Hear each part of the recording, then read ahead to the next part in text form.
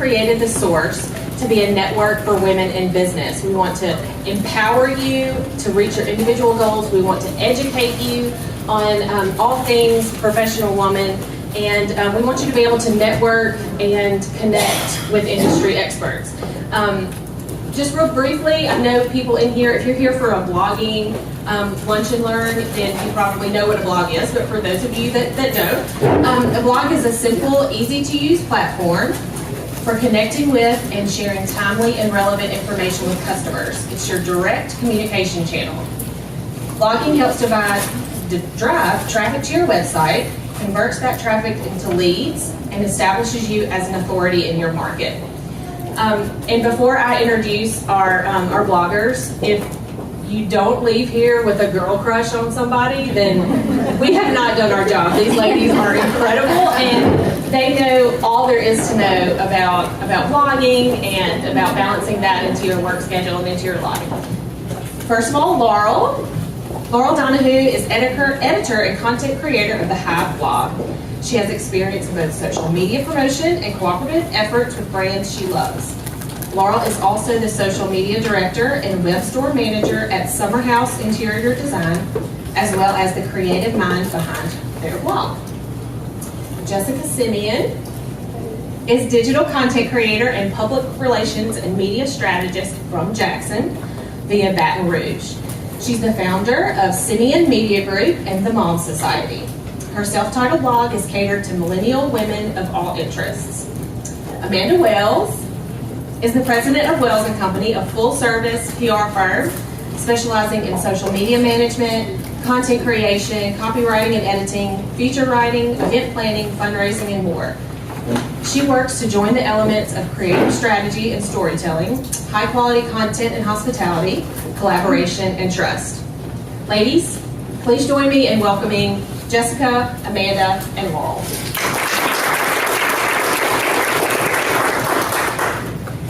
I'm going to start off briefly by having these ladies introduce themselves. It's not enough for just me to tell about them, but I want them to explain a little bit about themselves as well. So I'll let Laurel start. I'm not a public speaker, by the way. My name is Laurel Donahoo. I'm from the Jackson area, born and raised. I started the Hive blog probably 2010-ish as a way to update my friends and family and just anybody else who wanted to read about a paper company that I used to have called The Lovely Bee, which has since kind of been set aside.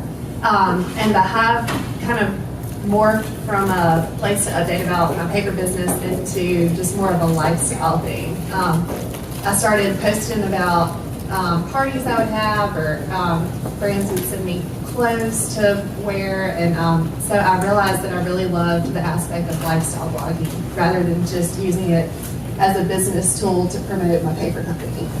So that's kind of how the Hive came about to where it is today. And then I also manage Always Summer, which is the Summer House blog. Summer House is a full-service design firm with 9 on-staff designers when you add the Ridgeland location and the Oxford location together. So getting to blog about interior design, which is one of my passions, and promote the designers and promote the services that Summer House has to offer is a true joy that I love to get to do and put energy into for Summer House. Hello everyone, it's Mary Shredden. I'm Jessica. So my start is a little similar. I was actually working on a blog for a client. I started doing public relations when I was a junior in undergrad. And my client was a blogger. And I could not get her to post on a regular schedule, so I had to go into her system and actually write some of the blog posts. So that kind of fizzled out. I was finishing up my master's degree, and I could not find a job. I was living in Hattiesburg at the time. I finished at USM, and I was so mad. I felt like college was a scam. And so I revisited the whole idea of blogging, and I started one of my own to rant about college being a scam, and to also just kind of stay sharp while I was in that transition from being a student to trying to find work. And it just eventually became my job because I was so into it and I didn't have anything else to do because I wasn't working. So from there, it has morphed into so many different things. It originally was kind of a place where I was renting. Then it kind of moved to talking about current events and different things in pop culture. And I recently became a mom, so I've been doing a lot of mom blogging, but from a millennial perspective. So. Hey y'all, I'm Amanda Wells. I actually started out writing for print media, which is my passion, if you love a good magazine. And so that's kind of how it started. And then to expand my reach and try to get some more regional publications, I started my own blog, which is no longer in existence, so don't Google it. But from that, I had people that I knew that were in business and restaurants, things like that, reach out to me about doing content creation for them. So it kind of, I had to go away from my own blog and start doing it for other people. And I think that people either think they are a writer or they're not. And so that's worked out really well for me because people think that they can't write. So they call me to do their blogs for them.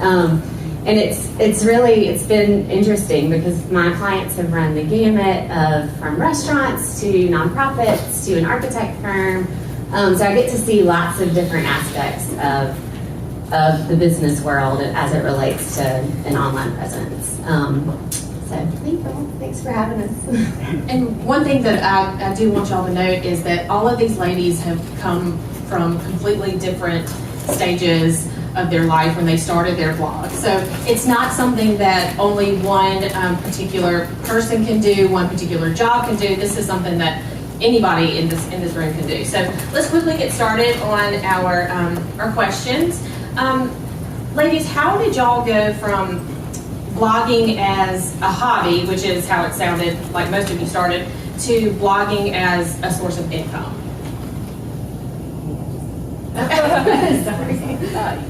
Okay, I'll start. So for me, I would see women say, oh, I made $50,000 this month blogging. I'm sure some of y'all have seen it if you've looked on Pinterest, and I'm wondering, how can I get in on it? So I joined, my first step was really joining Facebook groups. There are several Facebook groups out there run by bloggers who have, kind of blazed that trail and made that income. One that I love is called The Pitch Life. If you're interested in, meeting other bloggers who are working with companies, because that's really where the income is. I tried to advertise and that did not work for me. So collaborations were really what helped make that transition. So, you reach out to a company or maybe they reach out to you or you join a network and you get the deals like that. That kind of changed the game for me once I started realizing that I had something valuable and that I could create this content for them. And as creative as you can be, they love it. So if you have a really good idea, it's a brand that you incorporate into your daily life anyway, you can pitch that idea and they usually go for it. I don't get a lot of no's. That's awesome. I agree about the collaboration.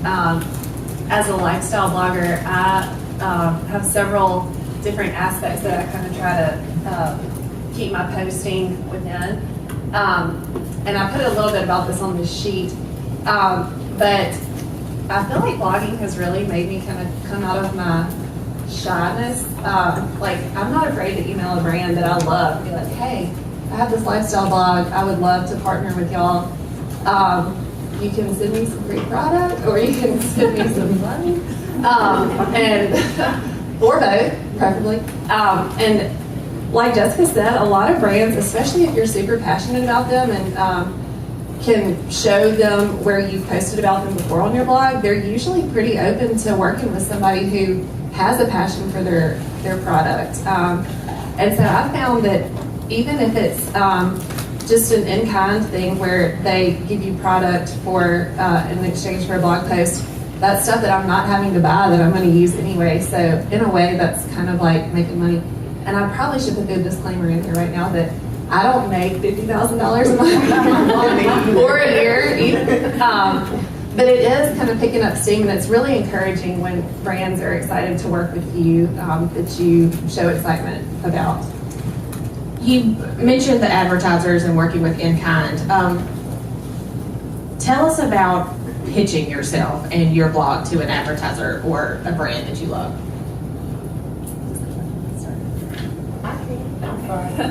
My tactic is always what makes me different. So there's a million blogs out there, but even still, no one is me.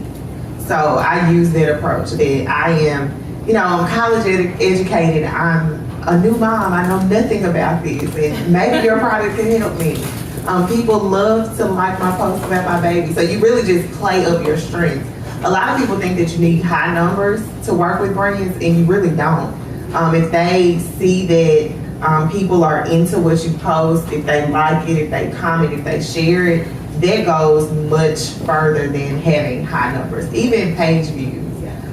Because my blog, it tapers off every so and again, and they never ask about that.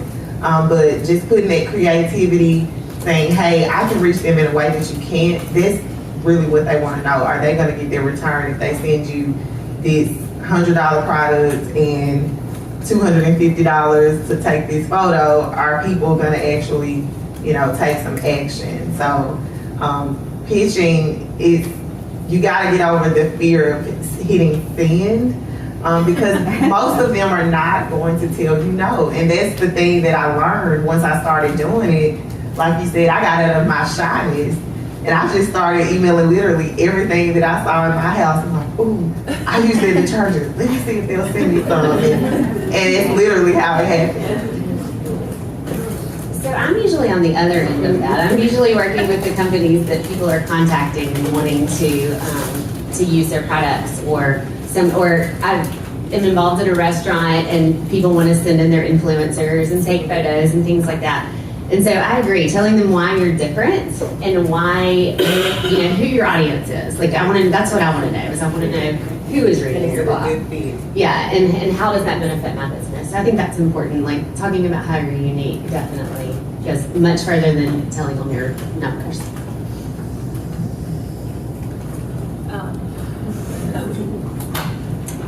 I agree about the uniqueness, and I usually try to, if it is a brand that I am passionate about, I usually try to post a couple of times about them, without any kind of compensation, just as like a show of goodwill that I really truly love your product and I would be a great brand ambassador for you. And then I try really hard to create visually beautiful products. I have become obsessed with my cameras and try to up my photography game every chance I get to sit down and watch a YouTube video on how to use this setting on my camera. Then I do that just so I can in turn give these brands that I pitch a guarantee pretty much of beautiful photography that they can also use, which seems to go a long way. A lot of brands do seem to like having influencers and affiliates whose content they can reshare with their circles and spheres.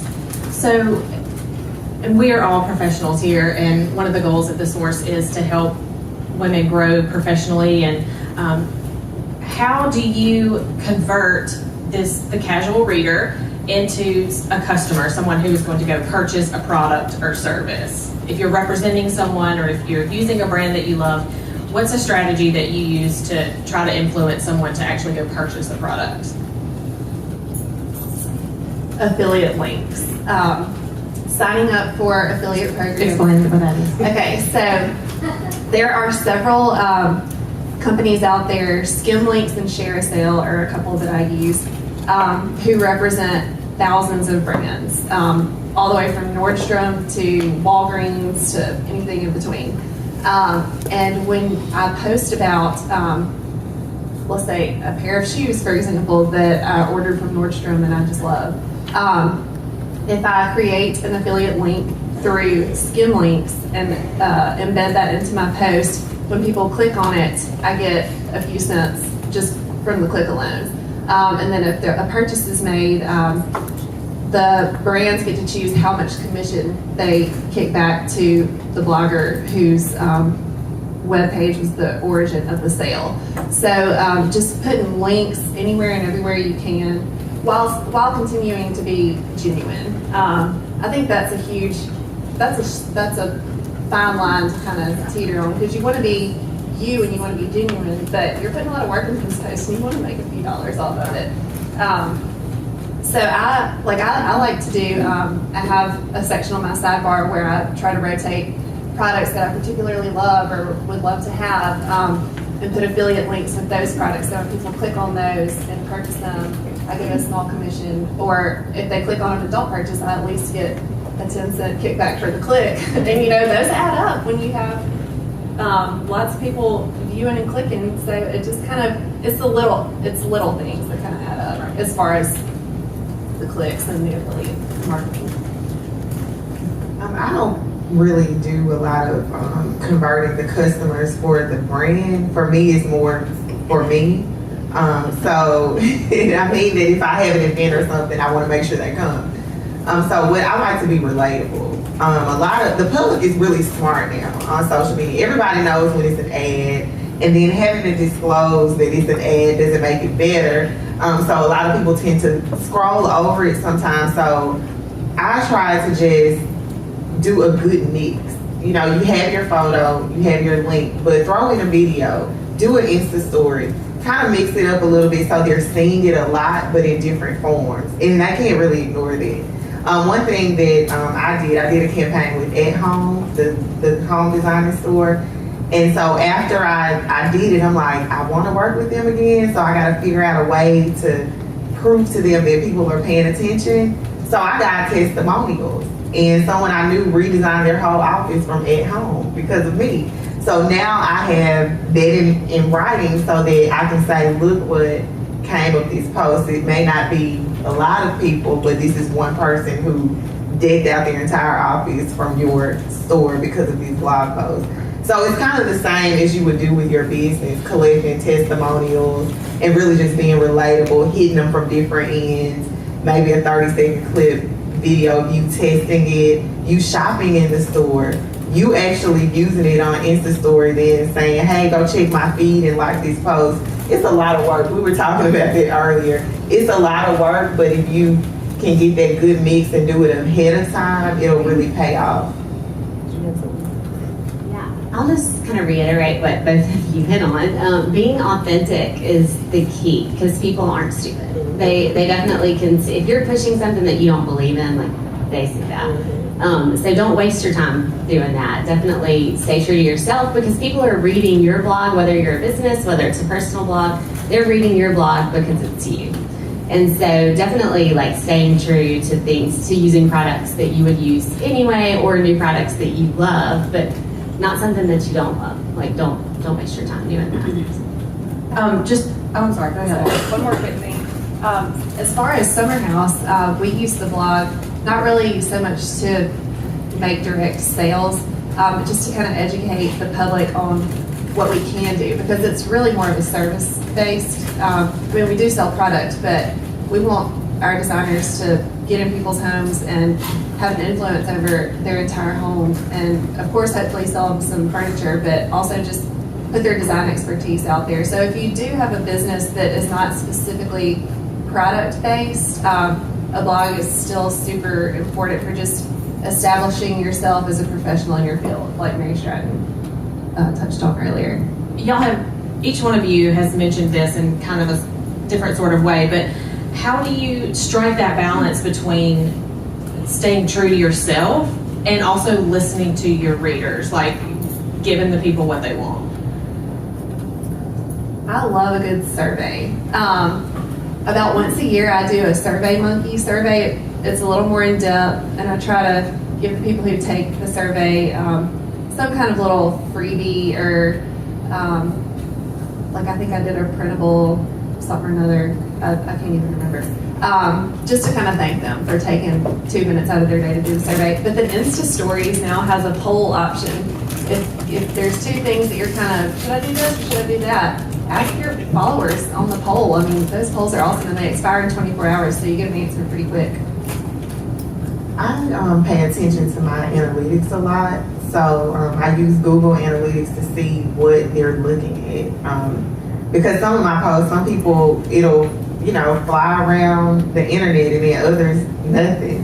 So I like to look and see what are they clicking on, how long did they stay there, what did they comment on, what did they seem to like, what was sharing. And I kind of use that and pull keywords from it. So, okay, this post was personal. So maybe I need to get a little bit more personal.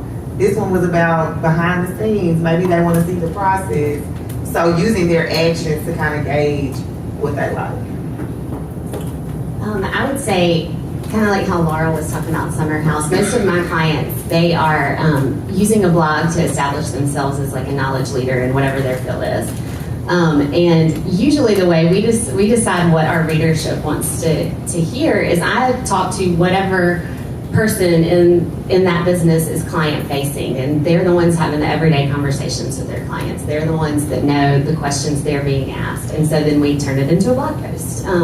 And so that's definitely, if you're a client-based service, just listen to your clients, listen to what they want to hear, but then also stay true to yourself. I mean, it's definitely a balance. Don't tell them things that you wouldn't tell them in a sit-down client meeting. Definitely use that as another tool to reach your clients and potential clients. Okay, and I think maybe some people in here are thinking about this, or some people have some experience on this, and in the age of social media, I think everybody probably understands, but how do you handle a negative comment? So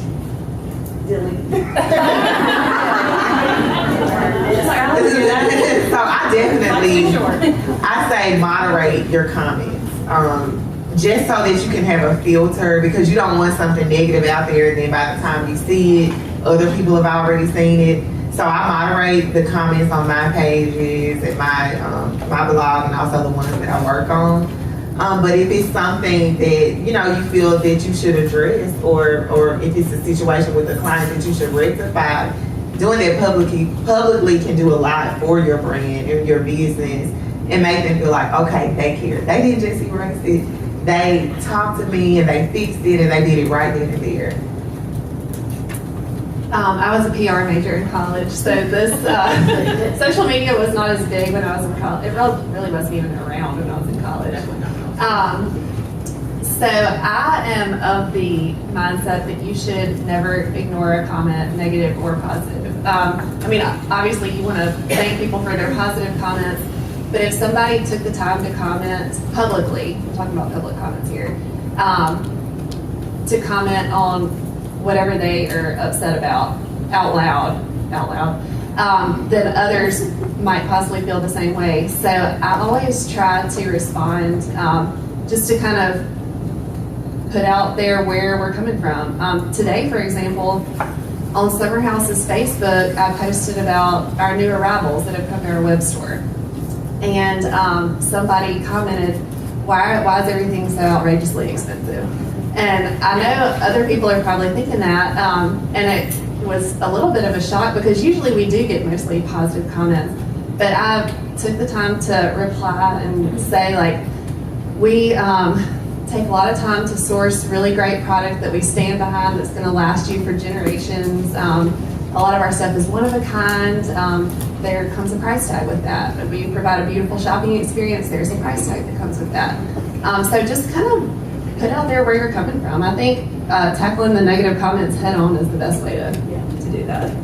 Let me clarify before you say. I want to clarify something. When my experience is mostly personal. So if it's your personal blog, because I do have a PR business also, personally, I'm my own PR person. So if you're doing that for your own thing, like Laurel has The Hive, and I do justthesimien.com, and other people have their personal blogs, I recommend moderating the comments, because then it could tarnish your reputation. If someone sees something and it's false, you don't necessarily have to address that. But if it's something with one of your services, or they were unhappy, one person didn't like my opinion on something, so that was something I allowed to stay there, so that I could address it. But there is definitely a difference from, deleting it from your personal versus business. I wouldn't advise that for your business. I just wanted to clarify. I should have clarified that. I understood. So I will tell you one thing, whenever it comes to leaving reviews for restaurants on Facebook, people are very, very brazen and say things that they would never, ever, ever say to you in person. So take that for what it is. But I will say, like, if you have a customer service oriented business, something like a restaurant, if someone has had a bad experience, like if they legitimately had a bad experience, sending them a $25 gift card goes a long, long, long way. And it gets them back in your doors. So whatever you can do to make it right, I agree. I think addressing them, I'm of that same mindset where you should comment on comments, but don't beat a dead horse. If you can give them just a little token of your appreciation for being a customer in the first place, that goes a long way.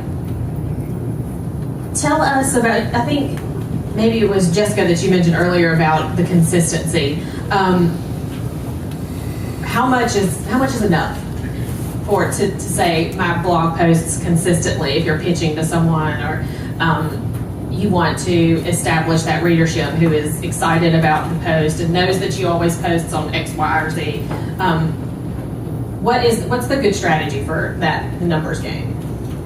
For me personally, I try to at least post once a week. I haven't lately because I'm uninspired. It's probably a bad reason, but I've been, because I want to put out good stuff. I want to put out things that people will read. I want to believe in what I'm posting. So I took a break so that I can kind of figure things out.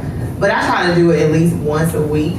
And also, we talked about collaborations earlier, not just being consistent, but also having a balance of sponsored content and original content helps too. So if you're posting once a week, but for the last 8 weeks it's been all sponsored stuff, that's not necessarily a good thing. So I would say once a week, but some people do it once every other week. It just kind of depends on what you want to do with your blog. Some people, they allow their stuff to kind of sit there. They only use it when they have something to say, and other people like to craft content. But for me, once a week is what I would say is minimum.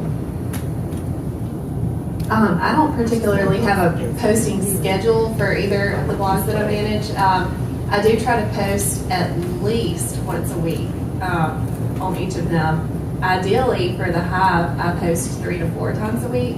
And I agree, I try to keep it a mixture of my daughter's birthday party and a style post that I was sponsored to do. Just kind of mixing it in to keep people excited and to keep things different and interesting. But I agree with Jessica. I think it's probably a good thing that she's taking a break if she's uninspired, because like it's been stated, people aren't stupid, and it's easy to see when a post is just thrown up just for the sake of throwing something up. So I would definitely advise, if you do think that it's going to be a challenge to come up with quality content that you can post regularly, I would try to get 3 or 4 posts put together and schedule them to go out maybe every other week. So you've given yourself 6 to 8 weeks of quality content that is scheduled to go out, and during that time you can start sourcing new content. And I should probably be taking my own advice on this, but if you feel uninspired, maybe even reaching out saying, hey guys, I'm uninspired, what y'all want to see? Like we said, surveying your audience and figuring out, and they like to be part of the process. I know my readers love to contribute their ideas, they email, they send DMs, all of that. So maybe I should probably just say this. I agree. Nobody else said that. Right. Amanda seconds. Nothing bad. What are your most successful posts that you found that get maybe the most comments or the most shares or the most likes or the most ends? What have you found that really works for your blog and your readership? For Summer House, it is undoubtedly paint colors. People love paint colors. And it is insane how much residual traffic we get from Pinterest to our blog because of paint colors. I don't know if y'all knew this, but you can go to pinterest.com/source/your website to see what Pinterest content has originated from your website. And when you do that for alwayssummerblog.com, it is 90% paint colors. People just love advice on paint colors. And I guess I don't really understand that because I love picking out paint colors, but I think in general people are afraid of paint colors because it's such a big commitment. So we try to reinvent the wheel. We know paint colors work, so every season I get the designers to give me a new gorgeous green or their favorite beachy hue or their favorite white, because as everybody knows there's 9 million whites out there, so we want to know what designers like as far as whites go. For my personal blog, it's usually more personal posts and then posts about my kids. People love my kids. I love my kids. I have a little formula for my successful posts usually revolve around having a solution to a problem. And so you can incorporate that into your business also. So one thing that like Pinterest, I get tons of Pinterest traffic from my eyebrows post. I made a post that I had overplucked my eyebrows for years.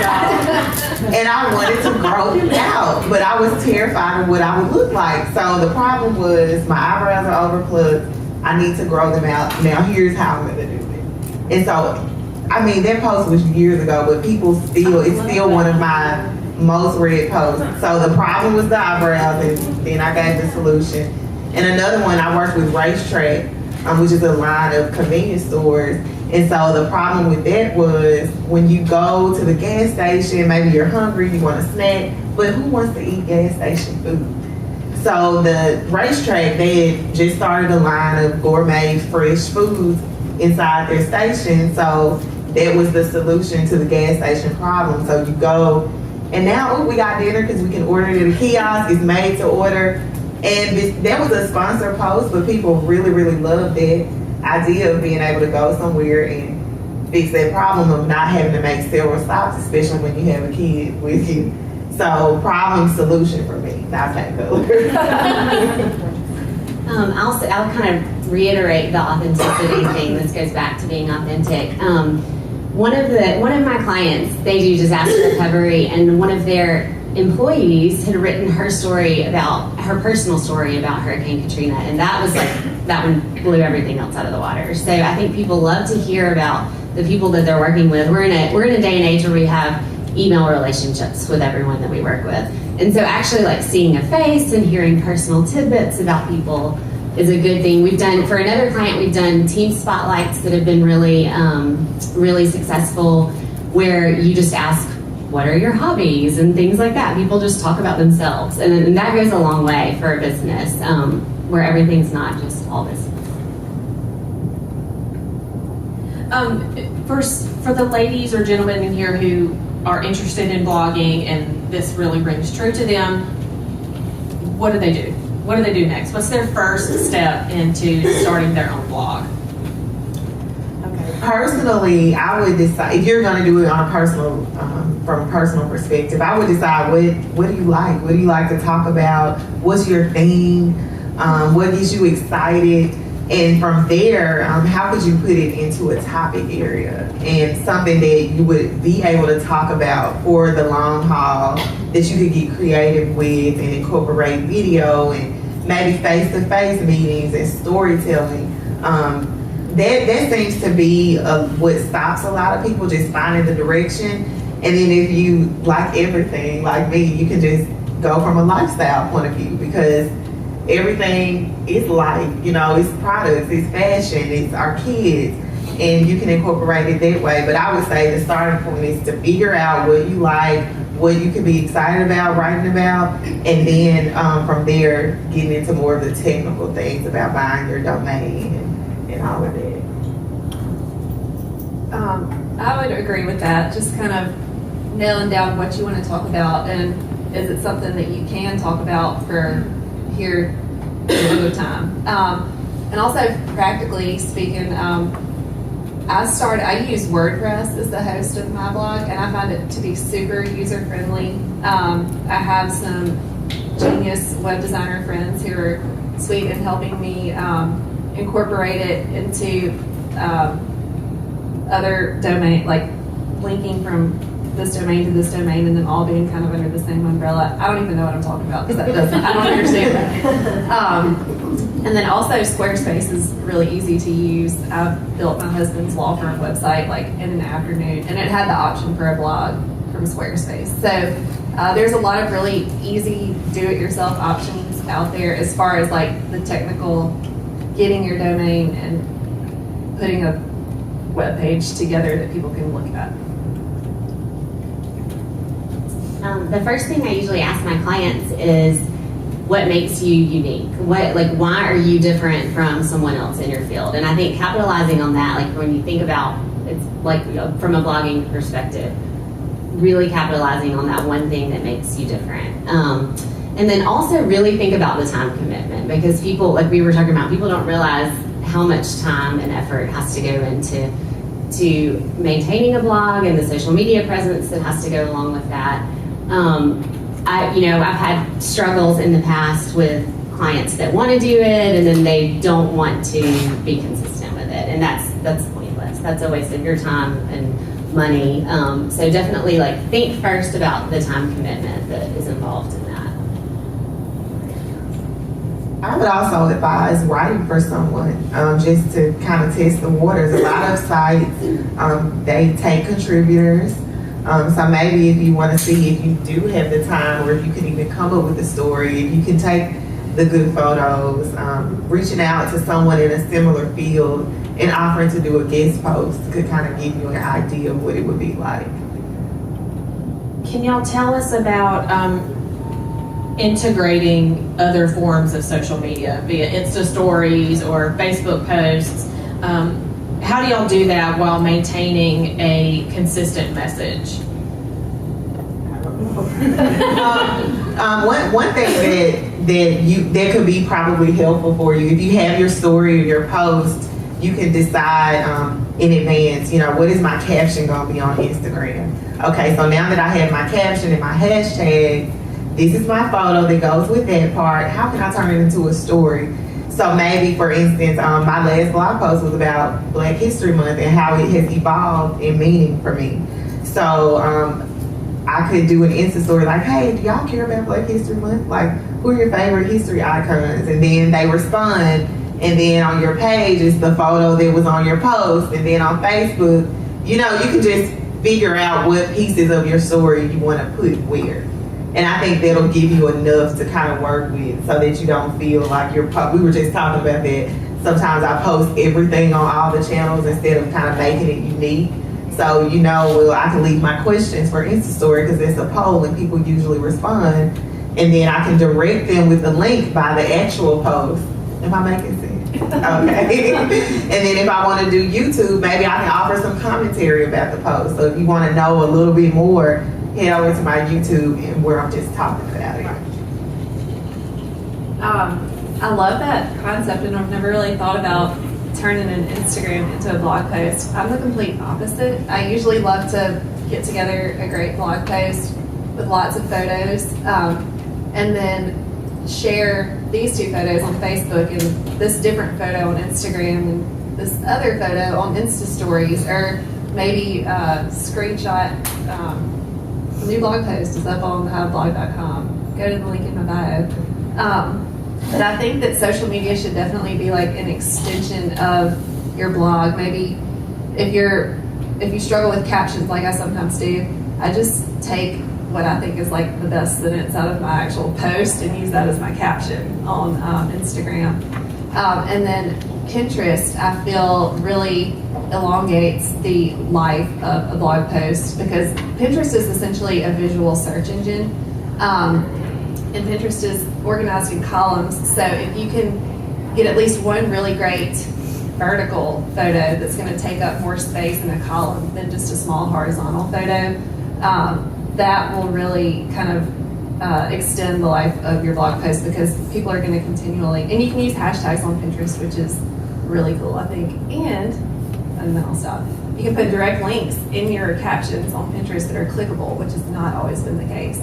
So you can always put, like if I did a little styled picnic for my kids, I could be like, enjoying the spring Mississippi weather, go to www.thehiveblog.com to read more about the styled picnic. People can actually click on the link in the caption without having to go to my my Pinterest profile and finding my website and clicking from there. Right. So that's a huge time saver for the user and advantage to the publisher.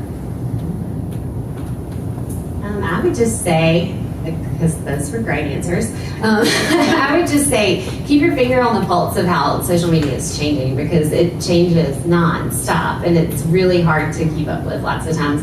Like, for example, Instagram used to be people would scroll down their Instagram feed and see everything, and now they're scrolling this way to see the stories instead of scrolling this way. So just kind of keep up to date on those things, which is hard. I would say that's one of the hardest things about what blogging and social media management and all of that is, just kind of keeping up is tough. So definitely, stay on top of that so that you don't become antiquated. Okay, do any of the audience, do y'all have any questions? Okay. Maybe does. Real guest. Maybe this will answer a question that I had and some other people that are here, what they're thinking. I feel like I've learned a lot about lifestyle blogging, but I'm curious about the people that are in the room that represent businesses, like the hospitals, insurance companies, Mississippi Reproductive Medicine. They have not dipped their foot into blogging, or they just have. And so professionally, how is it best for them to do so? Do they use somebody that's a good writer, that's already a staff member? Or do they hire somebody? I mean, where do you start, depending on what your budget allows? I know you're available, Amanda, and maybe the answer is Amanda. I don't know, but I'm interested to hear. Obviously, they're here because they're interested in helping their business grow. So how can they capitalize with blogging? I'm also available for hire, by the way. This is hard for everybody. I would say you can use the power of people like us, like influencers. If you have a PR department, you can sit down with them and say, hey, we have this new product coming out, or this new service, and here's how we want to get it out. How can we use the influencers here in our community to do that? So, for example, I don't know if I talked to you about it or if it was Deborah, but I had an idea. Okay, listen, and this is just the example. So Bank Plus offers financial services. Deborah works with the minority businesses. So I'm minority, so let's get together and do a financial literacy series. So it could be sponsored by your business, but the content is being produced by an influencer who knows what the people want to know and can say it in layman's terms so where they would understand it. So maybe the series could incorporate how to create a family budget. And so then it's branded by Bank Plus, but it's me telling you, learning the things from Deborah at Bank Plus really helped me, just putting, that's really doing what the big brands are doing on a small scale. So you don't really have to do it all yourself. You could hire someone like Amanda who could say, oh, Laurel, she's who you need to be, sharing your product with, because she can put it out here to all these people. And then if you were at the social media workshop with Rainey presented, they kind of gave you the blueprint and showing how powerful that can be for you and how you can track it and make sure it's working. So if you're paying Laurel $50,000 to do it, you can say, okay, this was really worth it because look at all these clicks we got, because you can build your tracking links to actually see, because some people lie about their reach and things like that, but if you take the right steps on the back end, you can kind of say, oh no, we saw it because the link only produced this much. So I would say really use people around you. Jackson has a lot of influencers that I'm just meeting. I didn't know that there were so many bloggers here that have, well-built audiences who trust them that you can call on. And we come up with great ideas too. So if you don't have a PR team, we are fully capable of coming up with a story to, integrate whatever your service is. I agree. I think that's great. Influencers are definitely the new wave of getting your word out. Is getting it in people, getting in with people that other people trust. And it's also recognizing your audience, which I put on already. Definitely don't target something that's a waste of your time, but really think about who your target audience is. I'm also a big believer in social media ads. The boosted posts go a long way.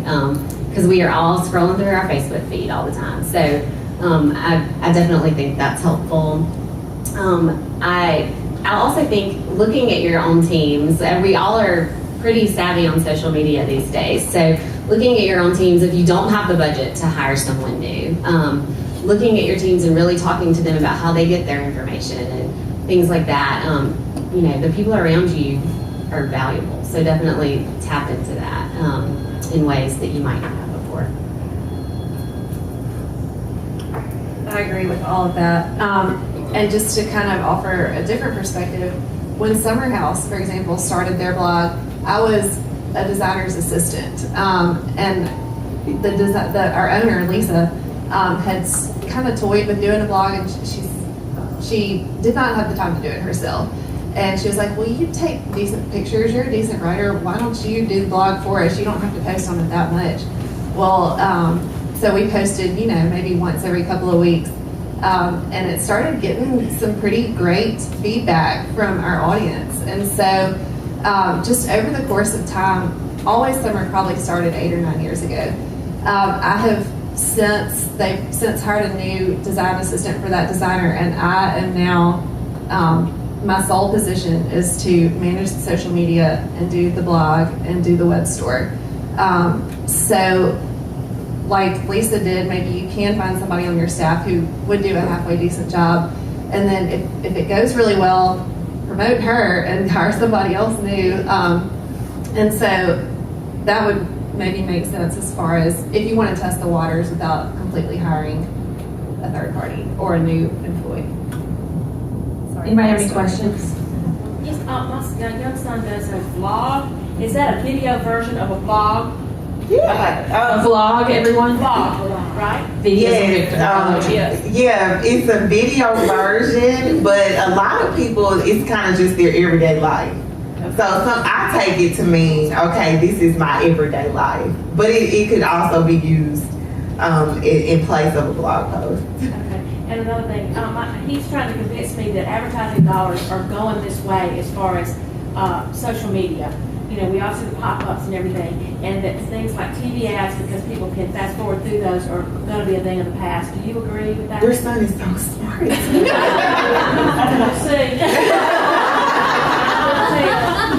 No, he's right, and that was something that the presenter from the social media workshop touched on. I think she said 80%, 82% of dollars are being earmarked toward influencers and social media. So that, I mean, because like we said, people are smart. You know, they know when they see an ad, we all fast forward a lot of ads on YouTube. We just click, you know, as soon as we can. So you gotta be creative and find different ways, and social media seems to be what's sticking for now. Can I ask a question? I'm insurance and boring, not lifestyle, anything. I'm trying to drive traffic to my website to get leads, to get quotes. When you say, and this is really stupid when I say this, I'm going to preface this.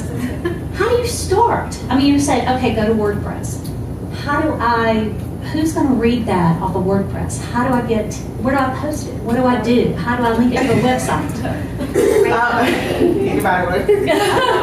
I would start with social media, but before you branch off into a blog, I would start social media. I love the problem and solution idea, and you can do that in a little mini form on a social media post. Like, here's your problem, let us be your solution, and talk about how and why. And you can boost those posts for as little as like $5 a day, or $5 a week, really, if you want to. So, and you can even target your audience. You can pick who you want to target. You can pick an age range, you can pick a geographical area.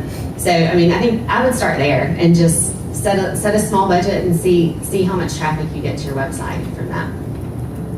And if you do want to go, if you decide to you know, try to do it anyway, I would say a lot of businesses, you know, because it's like insurance, like you said, it's boring. You could use your customers if they're willing to appear and Like say, a testimonial? Yeah, but in a blog format or a video format, and just sitting them, you know, somewhere with natural lighting like this, camera in front of them, saying, hey, you know, tell us how having this particular policy helped you out in the long run. You know, what happened to where this actually came in handy and you thought you'd never use it, or at least not soon. And they're telling their story, so when you share it, they're like, oh, I'm a celebrity, like look at me. And then all their family's like, oh my God, I need to look go at share her. it. I need to. Yeah. And so They're all gonna share it. and they're sharing it. So you kind of using the people around you or the people that you have access to and figuring out how to make it about them and not me. You know, this People story. love to see themselves on TV. Yeah. It's Like it can't be about you. So, you know, then that makes it not, you know, if it's not about so much the insurance as it is about the story behind why you need it, then I think people would really, you know, like to see that story. Very, very good. Anna, any questions? I have a question. I want to know, as a blog reader myself, who are your favorite bloggers? It could be a business that you particularly like, or it could be like somebody's personal blog that you think is just super cool. I have 3 for all different reasons. Paloma Contreras at La Dolce Vita is an interior design blogger. And, Slower. La Dolce Vita, VITA.com. She just has amazing taste and she's super inspiring. She goes to all the same markets that Summer House goes to. We actually met her at market a couple of years ago, which was super exciting. I kind of fangirled and don't know what I said.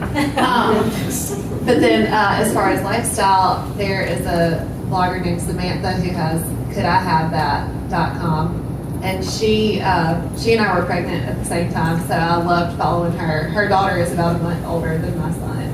So seeing her kind of chronicle pregnancies and what clothes she shopped for, and now seeing her blog about her kid. And then she's tall like me. She's almost 6 feet tall, so we can kind of, you know, share ideas on the tall girl problems front. And then I also love JC Dupree of DamselInDior.com. She is a little bit more edgy, but she's brilliant business-wise. I just am so inspired by her work ethic and the content that she produces and the regularity of her posts on every channel. She's a full-time blogger, and she's probably more than full-time. Her life is devoted to it. She's super inspiring. My favorite blog right now is called Here We Read. It's HEREWEEREAD. And she's a mom. She shares books that she reads with her kids. And I love it because they're not like your typical children's books. They're always these books that are educational, but, you know, in a fun way, maybe teaching your child how to accept their new sibling. She just shares a lot of fun books for the kids. And her Instagram feed is adorable because she does like these book faces, so she'll replace a part of the book with a body part. It's really cute. So she's my favorite right now. Interior design is my internet rabbit hole. So all of mine usually center around interior design. Emily Henderson is the designer. It's Style by Emily Henderson, and she's a really good example of how she's turned her blog into making money. She's since started a web store and all these things, but she's very real, which I love. Like she tells it like it is, and I appreciate that. Also, Jenny Commenda at littlegreennotebook.com. I just love her style. She's an interior designer. I go to her for paint colors. So I'm probably one of those people. And then I also love Carrie Bradshaw Live, Kathleen Barnes. She's a Mississippi girl living in California. And I wish I could be as stylish as her. I just like to look at, you know, how she puts outfits together. So that would be probably the 3 that I check the most often. Anybody? Thank y'all so much for being here. Thank you, ladies. Y'all made this an invaluable hour, and we're so grateful. We'd love to hear from you guys. If you heard something that you really enjoyed today, or if you are really itching to hear about a certain topic or from a certain person, please let us know on the little black square folded notes. We would love to hear from you. And the beauty of the source is we try to grow by listening to our members. And we want this to be something that is beneficial to you and to other professional women in your circle. So please share the word about the source. We want this program to grow. We want our network to grow, and that only benefits our members. So we have an after hours with the source coming up in April. We're still nailing down that date, but please keep an eye on our social media, our blog, our website, and our newsletters as well. So as soon as that comes live, then we would love to have y'all RSVP and join us there. Thanks again so much, and I hope this is an asset to you. I hope you learned something. I hope you have some takeaways.